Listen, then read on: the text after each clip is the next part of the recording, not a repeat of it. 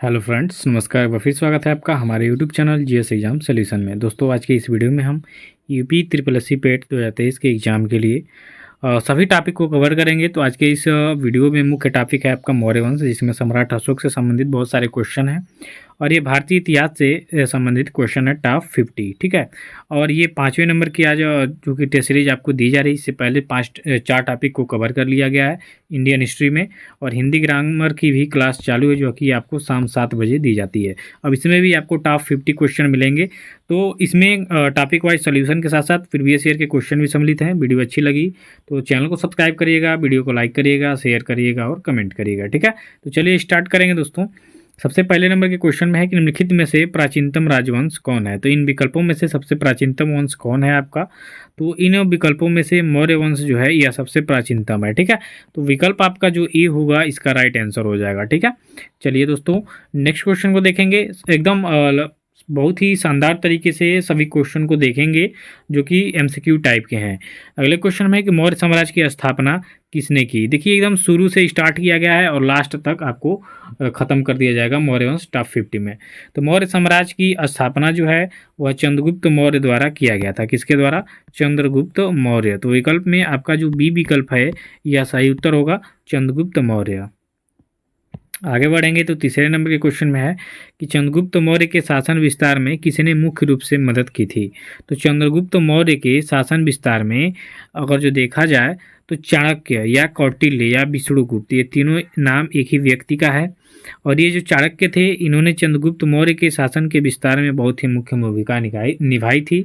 ये इनके प्रधानमंत्री थे। ठीक है, चाणक्य जो थे यह आपके चंद्रगुप्त मौर्य के प्रधानमंत्री थे। ठीक है, तो चाणक्य याद रखिएगा। आगे के क्वेश्चन में है कि प्राचीन भारत का वह प्रसिद्ध शासक जिसने अपने जीवन के अंतिम दिनों में जैन धर्म को अपनाया था।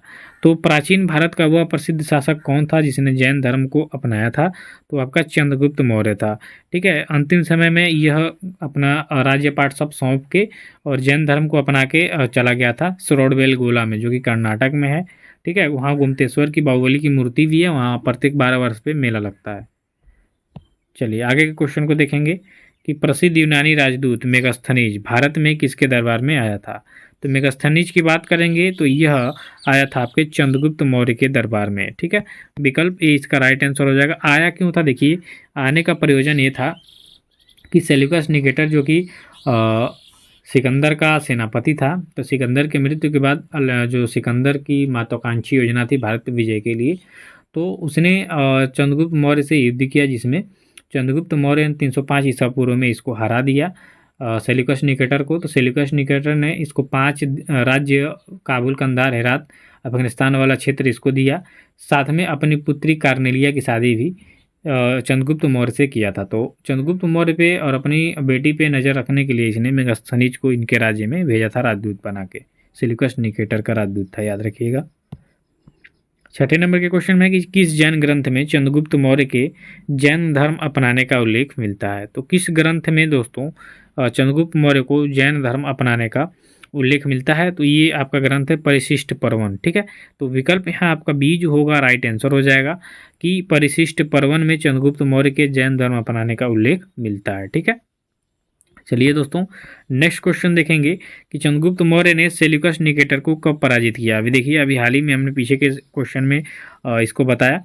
तो ये 305 ईसा पूर्व में हुआ था। ठीक है, 305 ईसा पूर्व में सेल्यूकस निकेटर और चंद्रगुप्त मौर्य के बीच में युद्ध हुआ, जिसमें सेल्यूकस निकेटर हार गया और अपनी पुत्री और 5 राज्य इसको दान में दिया। ठीक है, या समझ लीजिए संधि के स्वरूप दिया। अगले क्वेश्चन में है कि मौर्य काल में शिक्षा का सर्वाधिक प्रसिद्ध केंद्र कौन था। ये वेरी इंपॉर्टेंट क्वेश्चन करिए, क्योंकि ये क्वेश्चन आपका एग्जाम में आ सकता है। तो मौर्य काल में शिक्षा का सर्वाधिक प्रसिद्ध केंद्र था तक्षशिला। ठीक है, तक्षशिला इसका क्या हो जाएगा? राइट आंसर हो जाएगा। तक्षशिला विश्वविद्यालय का नाम भी आपने सुना होगा। ठीक है, ये वर्तमान में आपका पड़ता है शायद पाकिस्तान में। ठीक है, तो मौर्य काल में शिक्षा का सर्वाधिक प्रसिद्ध केंद्र था तक्षशिला। 9 नंबर के क्वेश्चन में है दोस्तों कि आपका वह शासक कौन था जिसने राज सिंहासन पर बैठने के लिए अपने बड़े भाई सुसीम की हत्या की थी। तो सुसीम की हत्या करके और अपने बड़े भाई सुसीम की हत्या करके गद्दी पे बैठने वाला कौन शासक था। तो अशोक सम्राट अशोक। ठीक है, जिनके बारे में हम लोग अभी आगे बहुत सारे क्वेश्चन देखेंगे और आपके सिलेबस के अनुसार इनसे भी क्वेश्चन बहुत ज़्यादा ही आने वाले हैं। ठीक है, तो अशोक जो है इन्होंने अपने बड़े भाई सुसीम की हत्या कर दी, साथ में 99 भाइयों की भी हत्या करके ये अपने गद्दी पे बैठा जब अकेले बचा था। ठीक है, तो विकल्प आपका जो ई होगा राइट आंसर होगा। 10 नंबर के क्वेश्चन में है कि निम्नलिखित में से सम्राट अशोक की वह पत्नी कौन थी जिसने उसको प्रभावित किया था। तो सम्राट अशोक को भाई पहले के राजाओं की रानियां बहुत ज़्यादा होती थी। ठीक है, तो सम्राट अशोक की वह कौन रानी थी जिसने इनको प्रभावित किया था।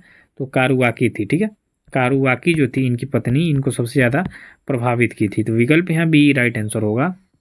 आगे चलेंगे तो 11 में है कि अशोक ने अपने सभी अभिलेखों में एकरूपता से किस प्रकृति का प्रयोग किया है। तो किस प्राकृत का प्रयोग किया है दोस्तों, अर्धमागधी का। ठीक है, अर्धमागधी का इसने सबसे ज़्यादा अपने अभिलेखों में प्रयोग किया है। तो विकल्प यहाँ जो सी होगा इसका राइट आंसर हो जाएगा। 12 नंबर का क्वेश्चन देखिए कि बिंदुसार ने विद्रोहियों को कुचलने के लिए अशोक को कहाँ पर भेजा था। तो सबसे जब ये इसके पिता बिंदुसार जो थे जब राजा थे तो ये अवंती का राज्यपाल था। ठीक है, तो विद्रोहियों को कुचलने के लिए बिंदुसार ने अशोक को कहाँ पर भेजा था तक्षशिला में। तक्षशिला में विद्रोह हुआ था बहुत ही भारी, इसको कुचलने के लिए तक्षशिला को अशोक को भेजा था बिंदुसार ने। और उस समय अशोक बहुत ही क्रूर युवराज के रूप में जाना जाता था। आगे के प्रश्न में है कि निम्नलिखित में से वह व्यक्ति कौन है जिसका नाम देवान प्रियदर्शी था। तो देवान प्रियदर्शी इंपॉर्टेंट करिएगा इसको, वेरी इंपॉर्टेंट। ठीक है, यह नाम था आपके अशोक का, देवान प्रियदर्शी। ठीक है, तो इसका राइट आंसर होगा विकल्प ए अशोक। आगे के प्रश्न में है कि कौटिल्य या चाणक्य किसका प्रधानमंत्री था। तो कौटिल्य जो था, अभी मैंने पीछे के प्रश्न में बताया कि यह चंद्रगुप्त मौर्य का प्रधानमंत्री था। ठीक है, इसी के भरोसे जो है चंद्रगुप्त मौर्य ने मौर्य वंश की नींव रखी थी। इसी के समझ लीजिए कि सूझबूझ के द्वारा ही चंद्रगुप्त मौर्य घनानंद को हराने में भी सफल हुए थे। आगे के प्रश्न में है कि कलिंग विजय के उपरांत अशोक महान ने निम्नलिखित में से किस धर्म को अंगीकार कर लिया था।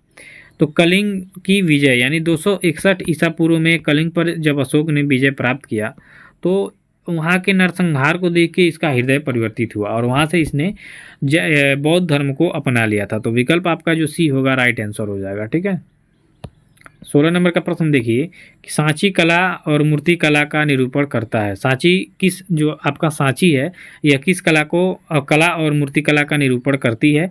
तो यह आपके बौद्ध धर्म को। ठीक है, देखिए सांची का जो स्तूप है वो बौद्ध धर्म से संबंधित है, तो इसलिए सांची जो है बौद्ध धर्म की कला और मूर्ति कला का निरूपण करती है। ठीक है, 17 नंबर का क्वेश्चन देखिए कि मौर्य साम्राज्य में प्रचलित मुद्रा का नाम क्या था। तो मौर्य साम्राज्य में जो प्रचलित मुद्रा था दोस्तों उसको पर्ण कहा जाता था। क्या कहा जाता था, पर्ण। तो विकल्प यहाँ ए आपका राइट आंसर होगा कि मौर्य साम्राज्य में प्रचलित मुद्रा का नाम था यानी रुपये का नाम था पर्ण। 18 नंबर का क्वेश्चन देखिए कि निम्नलिखित में से कौन मौर्य वंश का शासक नहीं है। तो इन चार विकल्पों में से कौन एक ऐसा शासक है जो मौर्य वंश से संबंधित नहीं है। तो देखिए अशोक तो मौर्य वंश से संबंधित है, चंद्रगुप्त मौर्य बिंदुसार। देखिए चंद्रगुप्त मौर्य का लड़का बिंदुसार शासक बना, बिंदुसार के बाद अशोक बना। ठीक है, लेकिन जो अजातशत्रु है यह भाई हर्यक वंश से संबंधित है, तो ये नहीं होगा। ठीक है, मौर्य वंश का। तो विकल्प यहाँ बी आपका राइट आंसर होगा। 19 नंबर के क्वेश्चन में है कि निम्नलिखित में से अशोक का उत्तराधिकारी कौन था। तो अशोक का उत्तराधिकारी कौन था दोस्तों, तो कुणाल हुआ। ठीक है, कुणाल के बाद संप्रति हुए थे जो कि बहुत ही महान शासक के रूप में जाने जाते हैं, लेकिन इनका इतिहास जल्दी कहीं पढ़ाया नहीं जाता है। ठीक है, तो निम्नलिखित में से अशोक का उत्तराधिकारी था कुणाल। ठीक है, चलिए कुणाल। 20 नंबर के क्वेश्चन में कि मुद्रा राक्षस के लेखक कौन थे। तो मुद्रा राक्षस के लेखक थे आपके विशाखदत्त। ये क्वेश्चन आ सकता है आपके एग्जाम में, तो वेरी इंपॉर्टेंट करिए इसको। विशाखदत्त जो थे मुद्रा राक्षस के लेखक हैं, तो विकल्प आपका डी राइट आंसर होगा।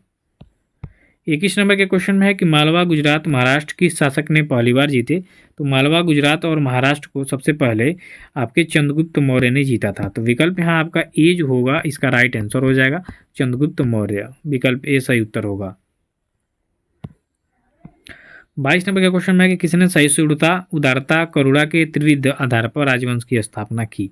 तो सहिष्णुता, उदारता और करुणा के नियमों के आधार पर राजवंश की स्थापना किया था आपके अशोक ने। ठीक है, तो ये इंपॉर्टेंट क्वेश्चन है, आपके एग्जाम में आ सकता है, क्योंकि जो टेढ़े मेढ़े क्वेश्चन होते हैं एग्जाम में वही ज़्यादा फंसते हैं। तो अशोक इसका राइट आंसर हो जाएगा विकल्प बी। 23 नंबर के क्वेश्चन पे नजर डालेंगे कि नंद वंश के पश्चात मगध पर किस राजवंश ने शासन किया। तो दोस्तों नंद वंश का खात्मा करके और जो नया वंश आया वो आया आपका मौर्य वंश। ठीक है, तो मौर्य वंश का जो कि मगध पे वर्चस्व रहा कई सौ सालों तक, इसको खत्म करके मौर्य वंश ने अपनी नींव डाली। तो विकल्प यहाँ सी राइट आंसर होगा इसका। 24 नंबर के क्वेश्चन में है दोस्तों कि मेगास्थनीज की पुस्तक का क्या नाम है। तो मैंने बताया कि सेल्यूकस निकेटर का राजदूत था और चंद्रगुप्त मौर्य के शासनकाल में आया था मेगास्थनीज। तो इसके पुस्तक जो लिखी, जिसके बारे में हम लोग अभी भी अध्ययन करते हैं, समाज के बारे में बताते हैं, तो इसकी पुस्तक का नाम है इंडिका। ठीक है, इंडिका इसकी पुस्तक का नाम है। तो विकल्प डी इसका राइट आंसर होगा। 25 नंबर का क्वेश्चन है कि वह स्रोत जिसमें पाटलिपुत्र के प्रशासन का वर्णन उपलब्ध है वह कौन है। ठीक है, तो पाटलिपुत्र का जो वर्णन है उपलब्ध है, किस इसका स्रोत क्या है, तो इंडिका। ठीक है, इंडिका में यह है पाटलिपुत्र के प्रशासन का वर्णन मिलता है। तो विकल्प ए इसका राइट आंसर होगा। वैसे 26 नंबर में देखेंगे कि अशोक के शिलालेखों में कौन सी भाषा प्रयुक्त है। तो अशोक के शिलालेखों में जो भाषा प्रयुक्त है वो आपकी प्राकृत भाषा है। ठीक है, प्राकृत भाषा। तो इसका विकल्प आपका बी राइट आंसर हो जाएगा। 27 नंबर के क्वेश्चन में है कि निम्नलिखित में से किस मौर्य राजा ने दक्कन की विजय प्राप्त की थी। तो इनमें से किस मौर्य शासक ने दक्कन की विजय प्राप्त की थी दोस्तों, तो वह आपका शासक था चंद्रगुप्त मौर्य। तो विकल्प यहाँ सी राइट आंसर हो जाएगा इसका। आगे बढ़ेंगे तो आगे के क्वेश्चन में है कि मेगास्थनीज ने भारतीय समाज को कितने श्रेणियों में विभाजित किया था। इसको वेरी इंपॉर्टेंट करिए, आपके एग्जाम में आ सकता है। तो मेगास्थनीज के अनुसार भारतीय समाज जो है 7 वर्गों में इसको बांट के उसका अध्ययन किया करता था। ठीक है, किया था। तो 7 इसका राइट आंसर हो जाएगा।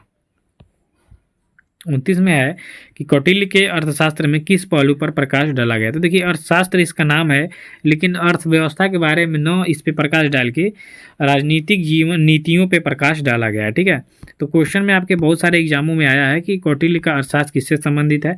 तो बहुत लोग अर्थशास्त्र से करते हैं, लेकिन ये राजनीतिक नीतियों से संबंधित है। ठीक है, तो विकल्प ए इसका राइट आंसर होगा।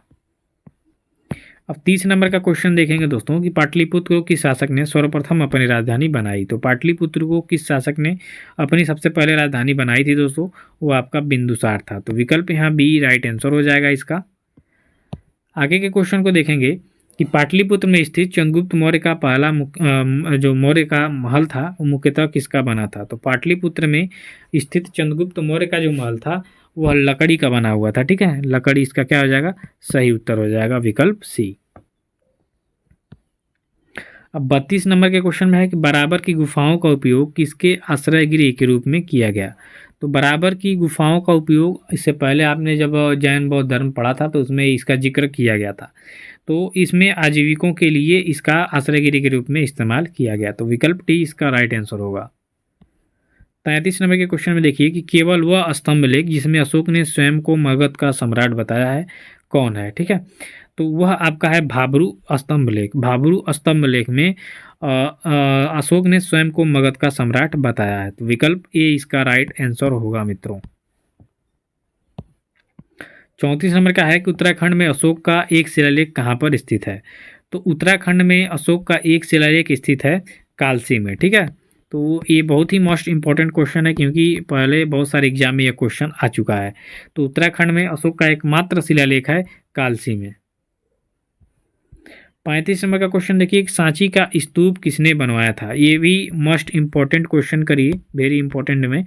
तो सांची का स्तूप बनवाया था आपके अशोक ने। किसने बनवाया था, अशोक ने। तो विकल्प यहाँ जो आपका सी होगा इसका सही उत्तर हो जाएगा। ठीक है, आगे बढ़ेंगे दोस्तों 36 नंबर में कि अशोक के शिलालेखों को पढ़ने वाला प्रथम अंग्रेज कौन था। तो अशोक के शिलालेखों को पढ़ने वाला जो सबसे पहला अंग्रेज था वह था आपका जेम्स प्रिंसेप। कौन था, जेम्स प्रिंसेप। जेम्स प्रिंसेप ने सबसे पहले जो अशोक है इसके शिलालेखों को पढ़ा था। तो विकल्प डी आपका राइट आंसर होगा। 37 नंबर का क्वेश्चन देखिए, निम्नलिखित में से कौन सा शासक प्रातः जनता से संपर्क में रहता था। तो इसमें से जो मौर्य शासक था अशोक, ये प्रायः जनता से संपर्क में हमेशा रहता था। ठीक है, तो विकल्प ए इसका राइट आंसर होगा।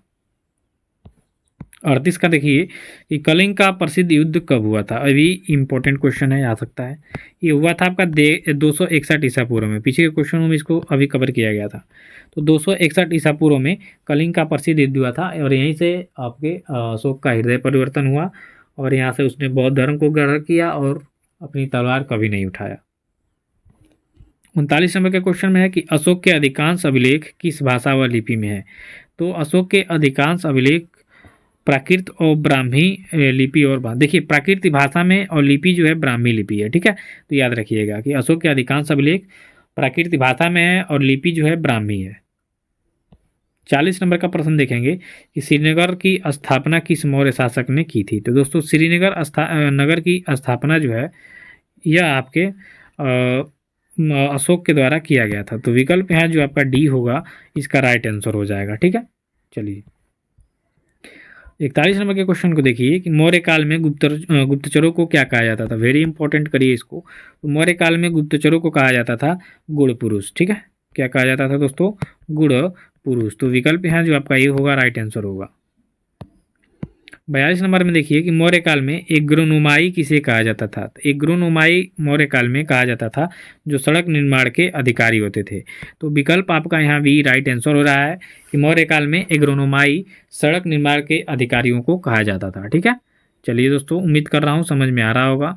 अशोक के बारे में जानने के लिए सबसे महत्वपूर्ण स्रोत क्या है। तो अशोक के बारे में जानने के लिए सबसे महत्वपूर्ण स्रोत है शिलालेख, ठीक है। अशोक के द्वारा लिखवाए गए शिलालेख के द्वारा ही ये हम जानते हैं कि अशोक जो है अशोक के बारे में जानते हैं, ठीक है। तो सबसे महत्वपूर्ण स्रोत है उसका शिलालेख। 44 नंबर का क्वेश्चन है कि बिंदुसार की मृत्यु के समय अशोक किस प्रांत का गवर्नर था। ये भी इंपॉर्टेंट क्वेश्चन है। तो जब बिंदुसार की मृत्यु हुई उस समय अशोक आपके अवंती का राज्यपाल था। कहाँ का? अवंती। तो विकल्प यहाँ आपका डी जो होगा राइट आंसर होगा। 45 में देखिए कि मौर्य काल में सीता से क्या तात्पर्य है। तो देखिए मौर्य काल में जो सीता थी एक राजकीय भूमि से प्राप्त आय को कहा जाता था। तो विकल्प यहाँ ए इसका राइट आंसर हो रहा है कि मौर्य काल में सीता से तात्पर्य राजकीय भूमि से प्राप्त आय से है, ठीक है। तो राजकीय भूमि से प्राप्त आय को उस समय सीता के नाम से जाना जाता था मौर्य काल में, ठीक है। 46 नंबर का क्वेश्चन देखिए, निम्नलिखित में मौर्य कला का सबसे अच्छा नमूना कौन है। तो निम्नलिखित में से मौर्य कला का सबसे अच्छा नमूना है आपका स्तंभ, ठीक है। स्तंभ जो लेख हैं यह मौर्य काल में सबसे अच्छा नमूना माने जाते हैं। तो विकल्प भी इसका राइट आंसर होगा।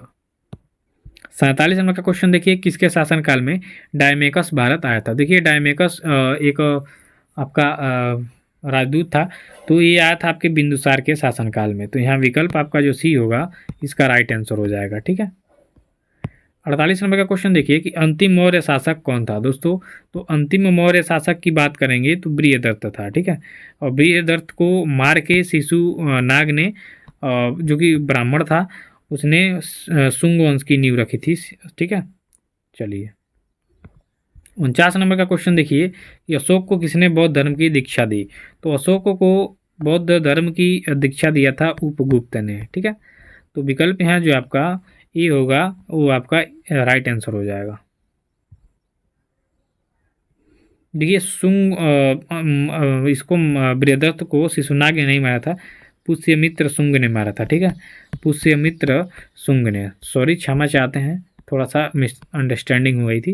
देखिए पुष्यमित्र शुंग ने अंतिम जो शासक था मौर्य बृहदत्त को इसको मार के और शुंग वंश की नींव रखी थी, ठीक है। जो कि जाति से ब्राह्मण थे और ये नहीं चाहते थे कि भारत बौद्ध धर्म बने, तो इसने ब्राह्मण राज्य की स्थापना किया, ठीक है।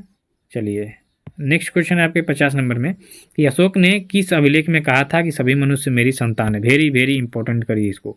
तो अशोक ने प्रथम पृथक अभिलेख में शिलालेख में ये कहा है कि सभी मनुष्य मेरी संतान है और सभी को ठीक है। तो सभी मनुष्य मेरी संतान है, यह प्रथम पृथक अभिलेख अशोक ने लिखवाया था प्रथम पृथक शिलालेख में। तो आज के लिए इतना ही। नेक्स्ट टॉपिक के लिए कल 12 बजे हमसे जुड़िएगा। धन्यवाद।